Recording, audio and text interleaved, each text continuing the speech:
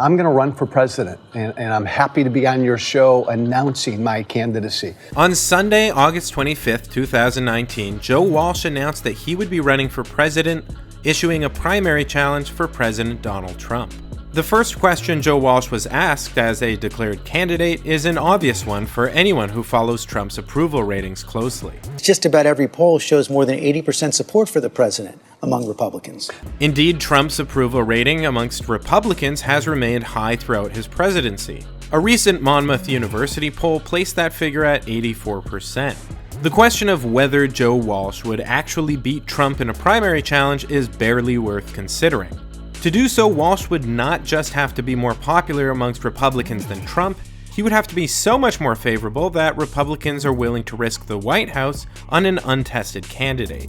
A sitting president has never lost a primary challenge, and Trump's strong support from his party makes him unlikely to be an exception. But some presidents have faced serious primary challenges. Ford, Carter, and Bush Sr. barely survived theirs. In all three cases, these presidents also had problematic approval ratings, not within their own party, but amongst the general electorate. Along those lines, Trump's ratings are also low, meaning a serious primary challenge is likely. There's something else Ford, Carter, and Bush all have in common. They lost the general. This isn't to say that the tough primary challenges caused the general election losses, or that the low approval ratings caused the primary challenges. All three things tend to appear together, but the causal links are up for interpretation. All we really know is there seems to be a correlation. So the question is not whether Joe Walsh will beat Trump in his primary race, or even whether his primary challenge will cause Trump to lose the general election. When a president has low approval ratings, and before a president loses the general election, a tough primary challenger tends to emerge. The question about Joe Walsh is he that guy?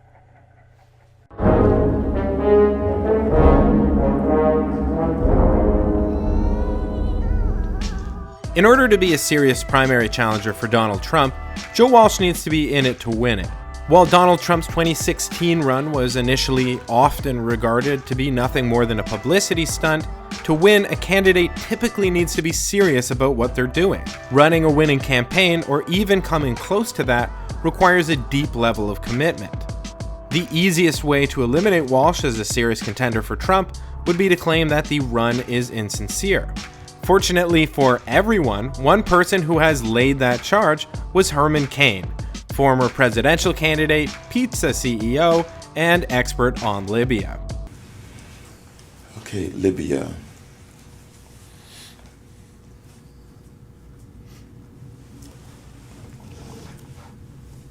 Here's what Herman Cain had to say about Joe Walsh's run. And now Joe Walsh, how many more of these pretenders will the media glom onto to promote? They will glom onto anybody that's willing to cast dispersions on Donald Trump. Dispersions. See, this is why I love Herman Cain. Every time he opens up his mouth, it's hilarious. In case you're watching Herman, a dispersion is the process of distributing something over a wide area. Like what would happen to a sliced Godfather pizza if you threw it across the room. The word you were looking for was aspersion. Like if someone were to say of you that your 999 tax policy was an obviously fiscally irresponsible platform intended to cynically prey on the mathematical illiteracy of the most ignorant portion of your potential supporters. I, of course, would never say this about you, as I assume your character is such that you too must be mathematically illiterate. Anyway, that was just a fun tangent. Got all this stuff twirling around in my head. Let's press on. I will sum up this Joe Walsh, not the one from the Eagles, the one who wants to challenge Trump, in one word: publicity. Publicity. In fact, given that Walsh is a nationally syndicated radio host, the prospect of doing something just for publicity is a real possibility. Except that, in fact, he has already lost the national distribution of his show because of this presidential run, and according to his radio network, his program will even be removed from local distribution once he becomes a viable and legal candidate for president. I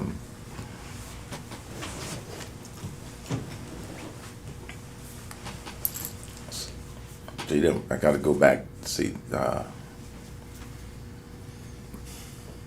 Of course, you could argue that this was an unintended consequence and that the publicity run somehow backfired. But I'm inclined to believe Walsh when he claims that he kind of expected this all along. He said, "I'm running for president, I oppose this president, most of my listeners support the president. It's not an easy thing to do to be in conservative talk radio and oppose this president. And I knew that, John, when I made the announcement yesterday that it could be in jeopardy." It really is difficult to believe that Walsh was so unaware of his own audience and the rules of his radio network that he couldn't anticipate losing his show over this run. At any rate, he did point out that he anticipated serious backlash just moments after making his announcement. Look, George, this isn't easy to do. I just sat down with you and said, I'm going to run for president. I'm going to challenge this guy. I'm opening up my life to tweets and attacks. So it seems clear that Walsh does take his own candidacy seriously. As for Republican voters, well, that's another matter altogether.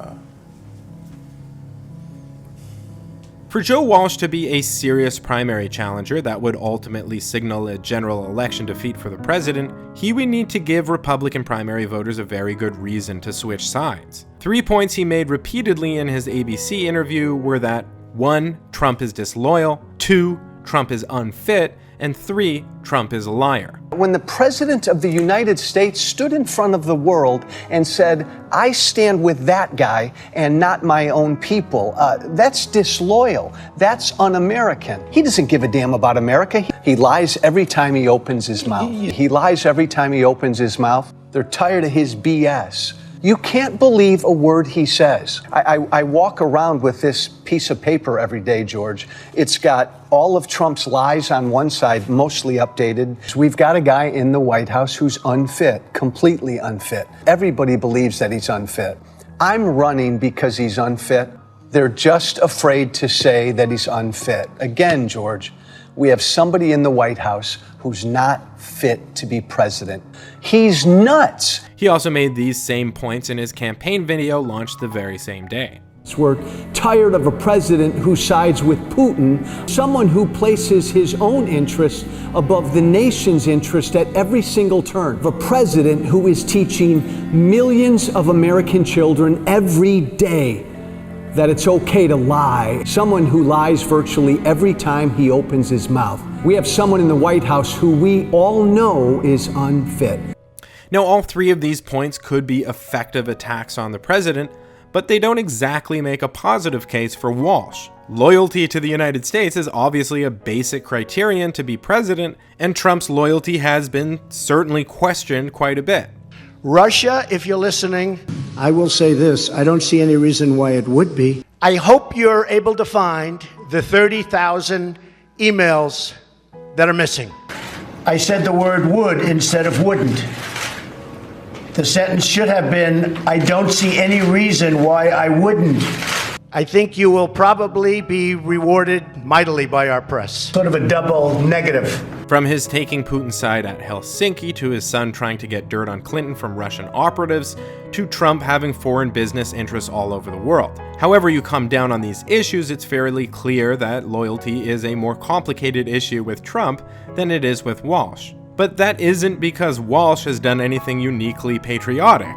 He just simply hasn't done the things that Trump has done, which is not enough to make him a serious challenger. In terms of being unfit, certainly Trump has faced questions about his mental fitness. He responded to these concerns by calling himself a very stable genius, which didn't exactly help matters. He apparently had trouble reading his daily briefings, and in plain view of the press, we've seen him say oranges when he meant origins, and claim the wrong birthplace for his own father. My father is German, right? Was German. I hope they now go and take a look at the oranges of the investigation, the beginnings. Born in a very wonderful place in Germany, and so I have a great feeling for Germany. The Mueller report, I wish, covered the oranges, how it started.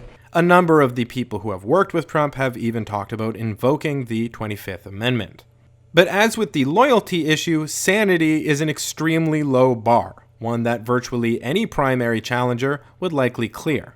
As for lying, it may be easy to be caught lying less often than Trump, But it's also a more muddled issue since it's not exactly easy to find an honest politician. When it comes to dishonesty, Walsh may have particular difficulty distinguishing himself even from Trump, let alone other potential challengers. Flip-flopping can indicate dishonesty, and like Trump, Walsh has flip-flopped on the abortion issue. He was a failed pro-choice candidate in the 1990s before running as a pro-lifer when losing his seat in 2012. He's also, of course, flip-flopped on the issue of Trump himself, having claimed he would be grabbing his musket if Clinton won the 2016 election, and now he's challenging Trump in 2020. I helped create Trump. And George, that's not an easy thing to say. One of Trump's most infamous lies was that there was something suspicious about the circumstances of President Obama's birth. Even before Obama produced his long-form birth certificate, birtherism was always a lie. Not only was Barack born in America, there was never any reason to doubt this, and insinuations that there were laced with both sinister bigotry and thorough intellectual dishonesty. Today, I'm very proud of myself. Trump helped to establish himself in the political dialogue through birtherism, but so did Walsh, even as late as during the Republican primary in 2015. He even dabbled in the dishonest narrative about Obama's religion. These tweets demonstrate sufficient dishonesty that Walsh may have trouble claiming the moral high ground on the issue of honesty. They're also quite divisive, which could threaten another mantle he seems to be trying to take up. I would have done a better job. Expressing regret for some of his past statements, Walsh wrote in a New York Times op-ed, "We now see where this can lead." This is just one part of a broader campaign theme, which he tapped into repeatedly in his launch video. We're tired. We're tired of a president waking up every morning and tweeting ugly insults at ordinary Americans, that it's okay to lie and it's okay to be a bully. Enough. I'm running because Donald Trump is not who we are. The promise here is the return to normal.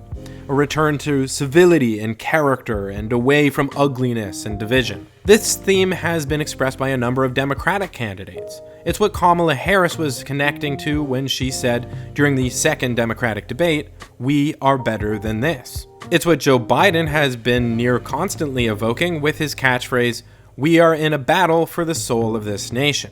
Say what you will about Joe Biden, and I have, he does genuinely represent civility. He's in fact been criticized for being too civil, and rightly so in my view.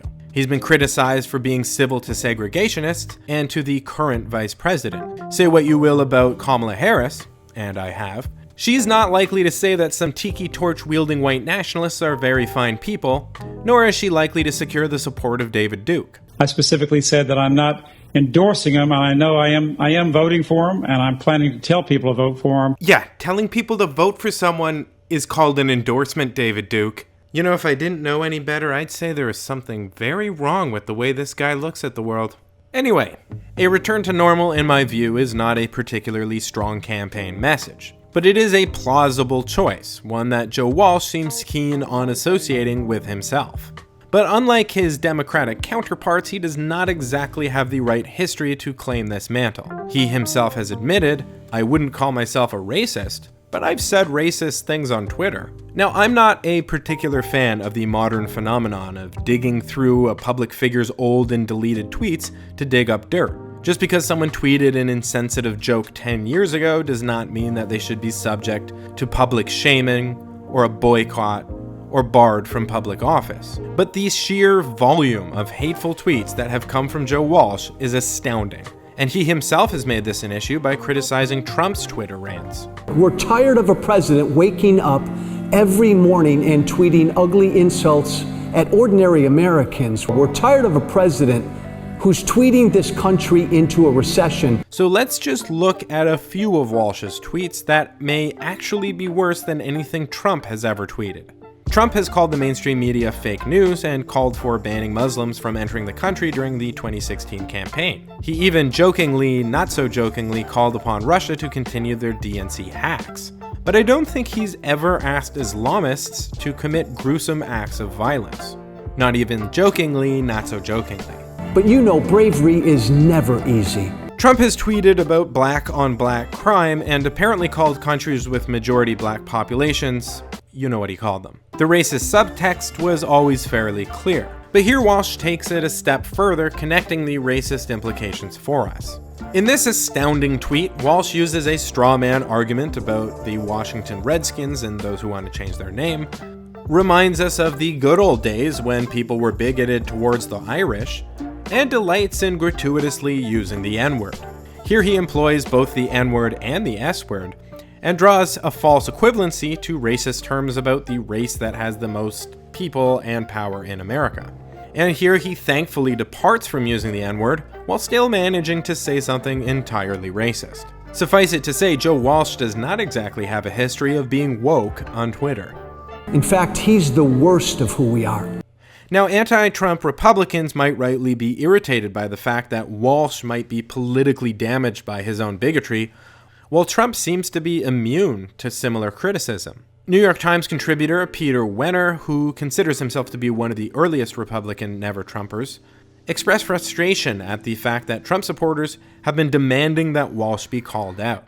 Mr. Trump's most vocal supporters are now demanding that Mr. Trump's most vocal critics do what they will not, which is to publicly recoil against a politician, in this case Mr. Walsh, who appeals to the worst instincts and ugliest sentiments in America. Their argument seems to be that decency requires the president's relatively few conservative critics to call out Mr. Walsh for saying detestable things, while Mr. Trump's right-wing supporters cheerfully defend him under any and all circumstances, regardless of the fact that the president's rhetoric is pathologically dishonest, dehumanizing, cruel, crude, racist, and misogynistic. There's a word for what Trump supporters are doing here: hypocrisy. Wenner, by the way, would go on to criticize Walsh at length in his op-ed, concluding with these words about Walsh and Donald Trump. They are cut from the same rancid cloth. That they personify the Republican Party today is still, for some of us at least, a source of shock and shame. Now, the point I'm making about Walsh's divisiveness is not that he should be shamed or criticized or barred from office because of it, although he should. My point is that his past statements make it impossible for Walsh to successfully present himself as a plausible bearer of the civility mantle. Republicans who are sick of Trump's divisive language and bullying are unlikely to choose Walsh as an alternative, just as Trump fans who either don't mind or enjoy his most vicious rhetoric are not likely to switch to Walsh, who has now positioned himself as formally against all that nasty stuff. As such, he is not likely to have any chance of becoming a serious primary challenger for Trump, even if Trump's popularity amongst Republicans dropped dramatically. It also doesn't help Walsh that after serving his present term, Trump will have significantly more qualifying experience than the one-term congressman. Now, Trump is also facing a primary challenge from Libertarian Bill Weld, and may soon be threatened by Mark Sanford, who Trump once mocked for his infamous made-up journey through The Tallahassee Trail must be a beautiful place. Unfortunately, he didn't go there. Yeah, unfortunately, that's not a thing. It was the Appalachian Trail that he was not actually hiking. At any rate, neither the scandal-ridden Mark Sanford nor the Libertarian Bill Weld are likely to be major challenges for Trump either. Despite declaring his exploratory committee back in February, Bill Weld's gained little traction. He's raised less than $700,000 in individual contributions, averaging $98, meaning he's received just over 7,000 donations. That's not a lot of supporters. His poor fundraising has also led to serious financial trouble for his campaign. His FEC filing indicates that his cash on hand is $299,000, and debts owed are $226,000. Compare this to Trump, whose campaign has similar debts, and $57 million cash on hand. One could argue that all three combined, Walsh, Weld, and Sanford may be able to deal enough damage to bring Trump down. In my view, multiple weaker opponents only serve to help the president. By knocking them down, Trump is able to demonstrate his own strength, and having a divided Republican opposition to Trump also diverts attention away from a potential serious competitor. Someone like Mitt Romney, Jeff Flake, Paul Ryan, Bob Corker, Larry Hogan, or Nikki Haley could potentially pose a real threat to Trump in a primary. Unfortunately, all of these candidates have declined to run. Even John Kasich, who has expressed interest in the past, has said he doesn't see a path right now, but added that doesn't mean there wouldn't be a path down the road. Without a strong, unified opposition, Trump is likely to breeze through the primaries. Without a strong primary challenge, losing his general election campaign would be unprecedented. So unless Kasich or some other viable candidate steps up, Democrats should get used to the very real potential of losing the 2020 election. And Republicans too need to prepare for what another 4 years of Trump will mean for the party. As the electorate of America grows increasingly multicultural and diverse, as the SJW snowflake millennial generation ages and thus becomes more likely to vote in greater numbers, and as blue-collar workers continue to lose their jobs as billionaire bosses turn to automation, the Republican Party must adapt if it is to survive. I'll leave it to my Republican friends to decide just how the GOP should change to meet the needs of an ever-changing America. But just as progressive Democrats had serious concerns about what a President Hillary Clinton would mean for the Democratic brand, Republicans must seriously consider what 8 years of President Trump will mean for the GOP. As an insurgent candidate in 2016, Trump's first term could be chalked up as a bizarre departure for the GOP. A blip. A fluke. But after serving 2 terms as president, Trump would solidify himself as the true leader of the conservative movement and the Republican Party. Trumpism would define the GOP for a generation. So I do recommend that Republicans seriously consider what kind of person would best embody Republican character and values in the 21st century. Then take a long, hard look at Trump and ask yourself, is he that guy?